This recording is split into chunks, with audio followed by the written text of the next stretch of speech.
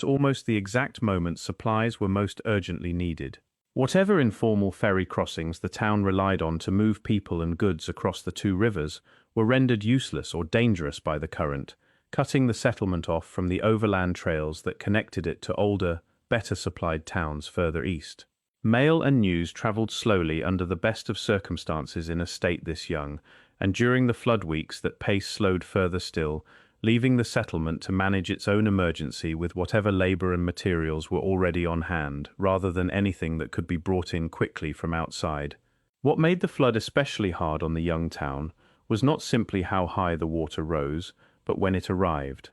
Planting season had barely started, which meant the year's food supply stood threatened before it had really begun, in a settlement without the surplus reserves or transportation infrastructure to easily import replacement grain. A ruined crop in a well-established eastern town was a setback. A ruined crop in a frontier settlement 5 years old, reachable mainly by river and rough overland trail, was a sharper kind of emergency, one that touched every household at once rather than a scattered few. Families who had only just finished their first permanent structures watched them damaged or destroyed within a single stretch of bad weeks, with the growing season for replanting already narrowing around them. The settlement's population, still small enough that individual losses were widely known, absorbed the flood as a defining early trauma, the kind of event referenced for decades afterward as the marker against which every later flood in the valley would be measured. Recovery in the weeks that followed depended almost entirely on the settlers' own labor and whatever seed, grain, and building material could be salvaged or borrowed from neighbors whose ground had fared slightly better. There was no territorial or state relief apparatus in any modern sense to call on, no organized aid arriving from outside, only the same small community rebuilding fences, replanting where the ground had drained enough to work, and pooling what livestock and tools had survived among families who had lost theirs outright. That kind of mutual dependence, forced by circumstance rather than chosen, became part of how the young town understood itself in the years immediately following. A settlement that had gotten through its first real disaster by leaning on itself because there was nothing else to lean on. A lesson that stayed with the community long after the water itself had receded and the fields had dried enough to plant again. The flooding of 1851 was not confined to the Des Moines Valley. That spring brought unusually heavy and sustained rainfall across a wide stretch of the Mississippi and Missouri watersheds, with flooding reported along multiple river systems through Iowa, Missouri, and the surrounding territory in the same season. Settlements along the Iowa and Cedar Rivers to the east dealt with rising water in the same weeks, and travelers moving between the state's scattered river towns, that spring described a landscape where nearly every crossing was swollen, and every low road had turned to standing water somewhere along its length. The town's small handful of water-dependent businesses, the sawmill chief among them, sat directly on the riverbank, for the obvious reason that they needed the current to operate, which put them squarely in the path of the rise. A mill damaged or knocked offline in the middle of a rebuilding effort meant lumber for repairs became harder to get exactly when it was most needed, a small mechanical setback compounding the larger agricultural one.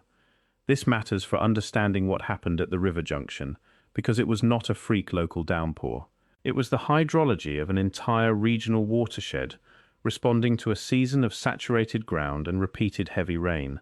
and the settlement, sitting exactly where two rivers converged, occupied one of the more exposed points in that whole system. Later Iowa state histories, written by people with access to settler correspondence and early newspaper accounts that did not survive in their original form,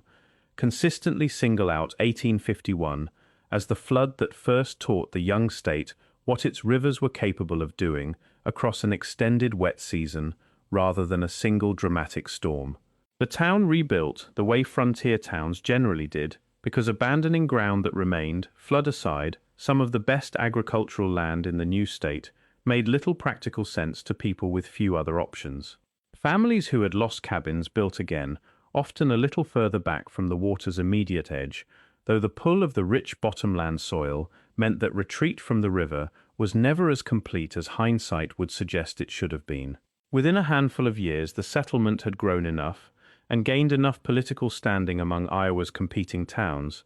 that in 1857 it was chosen as the new state capital, replacing Iowa City, a decision driven largely by its central position within the state's borders.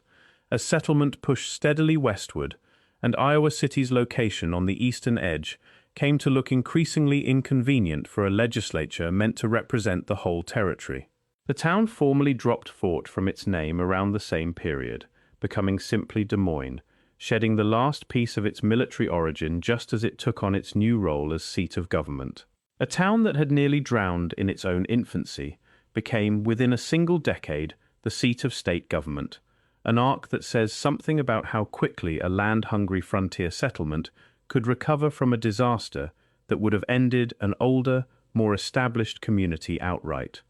But the river did not stop behaving like a river. It flooded again in later decades, and again well into the 20th century, the same basic pattern repeating itself, water rising fastest and highest exactly where the Raccoon meets the Des Moines, until flood control eventually became a permanent, engineered feature of the city's planning, rather than an afterthought addressed one disaster at a time.